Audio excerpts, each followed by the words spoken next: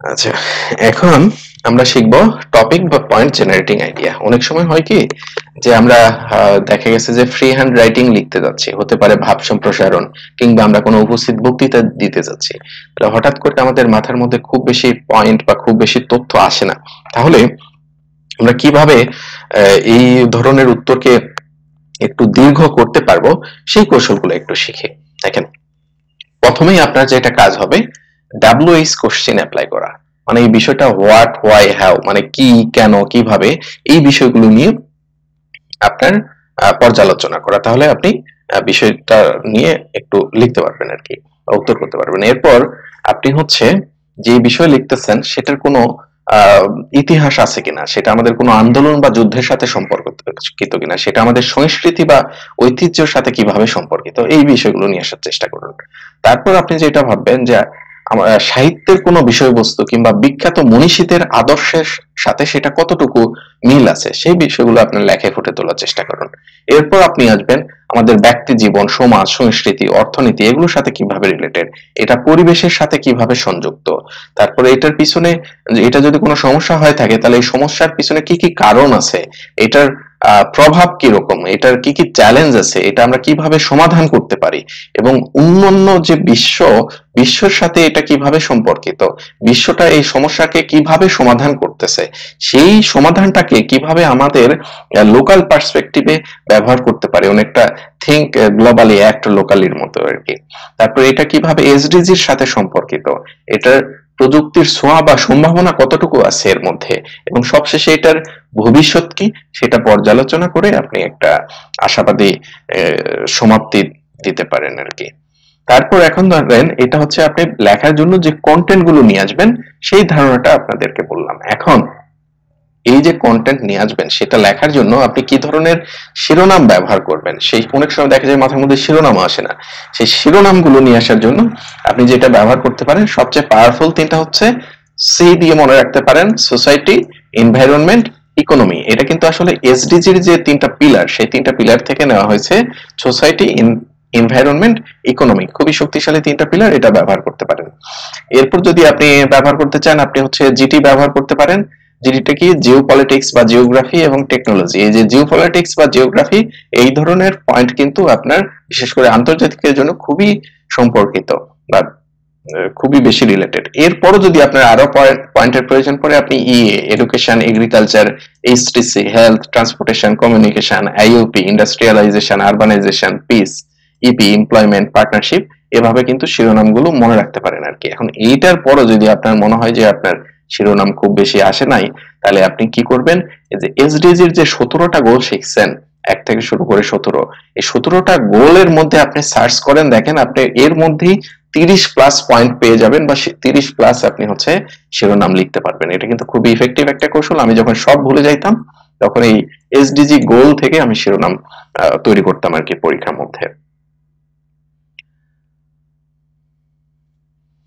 এখন আমরা শিখবো হচ্ছে অ্যানালাইসিস ট্যাকটিক্স বা বিশ্লেষণ কৌশল। কিভাবে যে কোনো কিছু আমরা খুব সহজে ভালোভাবে বিশ্লেষণ করতে পারি। যে কোনো কিছু বিশ্লেষণ করার জন্য একটা সর্বজন স্বীকৃত মডেল হচ্ছে SWOT অ্যানালাইসিস, যে strength, weakness, opportunity and threat. যে কোনো কিছু বিশ্লেষণ করতে চান, আপনি এই চারটা উল্লেখ করে বিশ্লেষণ করেন, তাহলে কিন্তু পরীক্ষকের কাছে এটা খুবই গ্রহণযোগ্য একটা বিষয় হয়ে দাঁড়াবে। এখন দেখেন এই SWOT আপনি অ্যাপ্লাই করবেন কিভাবে, সেটা একটু আপনাদেরকে ধরাই দিই। প্রথমটা হচ্ছে স্ট্রেংথ বা শক্তি। দেখেন, এখানে কিন্তু আবার অপরচুনিটিও আছে বা সুযোগ আছে। এগুলোর মধ্যে আসলে ডিফারেন্সটা কি, সেগুলো আমরা বোঝার চেষ্টা করি। স্ট্রেংথ বা শক্তিটা হচ্ছে, এটা আপনার ইন্টারনাল, ভিতরের বিষয়। যে কোনো সিস্টেমের ভিতরের যে বিষয়টা, সেটা হচ্ছে তার স্ট্রেংথ, এটা হচ্ছে তার পজিটিভ ফ্যাক্টর, ইতিবাচক ফ্যাক্টর। যেমন ধরেন আপনি বাংলাদেশকে যদি একটা সিস্টেম হিসেবে চিন্তা করেন, তাহলে বাংলাদেশের ভিতরের শক্তি কি, আমাদের আরএনজি কিন্তু আমাদের একটা ভিতরের শক্তি। তারপর হচ্ছে আপনার এই যে আমাদের কৃষি, এটা কিন্তু আমাদের একটা ভিতরের শক্তি। আমাদের যে ডেমোগ্রাফিক ডিভিডেন্ড, এটাও কিন্তু আমাদের একটা শক্তি, ভিতরের শক্তির জায়গা। তারপর হচ্ছে আপনি যদি উইকনেস বা দুর্বলতার কথা চিন্তা করেন, এটা হচ্ছে ইন্টারনাল নেগেটিভ ফ্যাক্টর যেগুলো আছে, সেগুলো হবে আপনার দুর্বলতা। যেমন ধরেন বর্তমান সময়ে রাজনৈতিক অস্থিরতা আছে, তারপর আমাদের প্রযুক্তিগত সীমাবদ্ধতা আছে, তারপর জনসংখ্যার ঘনত্ব অনেক বেশি। এইটা আমাদের আসলে কিছুটা উইকনেস বলতে পারি। তারপর দেখেন আপনাকে যদি অপরচুনিটি বলা হয় তাহলে আমাদের সুযোগ কি আছে। এটা আসলে এক্সটার্নাল পজিটিভ ফ্যাক্টর, যে এই সিস্টেমের বাইরে গিয়ে আমাদের কি কি সুযোগ আমরা নিয়ে আসতে পারি। যেমন ধরেন আমাদের এই যে এফডিআই, যে বৈদেশিক ডিরেক্ট ইনভেস্টমেন্ট, এটা কিন্তু বাইরে থেকে আসে, সিস্টেমের বাইরে থেকে আসতেছে। তাহলে এটা কিন্তু আমাদের ভালো একটা সুযোগের জায়গা, যেহেতু আমাদের দেশে কম খরচে সহজে আপনার পণ্য উৎপাদন করা যায়, আমরা কিন্তু এফডিআই কে অ্যাট্রাক্ট করতেই পারি। তারপর হচ্ছে আপনার থ্রেট বা হুমকি। এই থ্রেট বা হুমকিটা এটা কিন্তু এক্সটার্নাল ফ্যাক্টর, মানে এটা বাইরে থেকে আসে এবং এটা নেগেটিভ ইফেক্ট বা নেতিবাচক প্রভাব তৈরি করে। যেমন ধরেন যদি বিশ্বজুড়ে যুদ্ধ বা সংকট তৈরি হয় তাহলে গ্লোবাল একটা ইকোনমিক রিসেশন তৈরি হতে পারে, অর্থনৈতিক মন্দা দেখা দিতে পারে। তারপরে যে আপনার জলবায়ু পরিবর্তনের কারণে যে বাংলাদেশের উপরে যে থ্রেট আসতেছে, যে প্রাকৃতিক দুর্যোগগুলো আসতেছে, এটা কিন্তু বাংলাদেশের জন্য বাইরে থেকে আসা একটা হুমকির অংশ আর কি। তাহলে এভাবে আপনি যে কোনো সিস্টেমকে এই চারটা SWOT অ্যানালাইসিসের মাধ্যমে বিশ্লেষণ করতে পারেন। এখন আসেন আমরা শিখি decision making design development process. দেখেন যে কোনো সিদ্ধান্ত গ্রহণের জন্য, যে কোনো কিছু ডিজাইন করার জন্য, কিংবা যে কোনো উন্নয়নের মূলক কোনো কিছু লেখার জন্য যে প্রক্রিয়া, সেই প্রক্রিয়ার জন্য 5 স্টেপের একটা খুবই পপুলার মডেল আছে। আপনি চাইলে এই 5 স্টেপ মডেলটা ব্যবহার করতে পারেন। সেটা কি?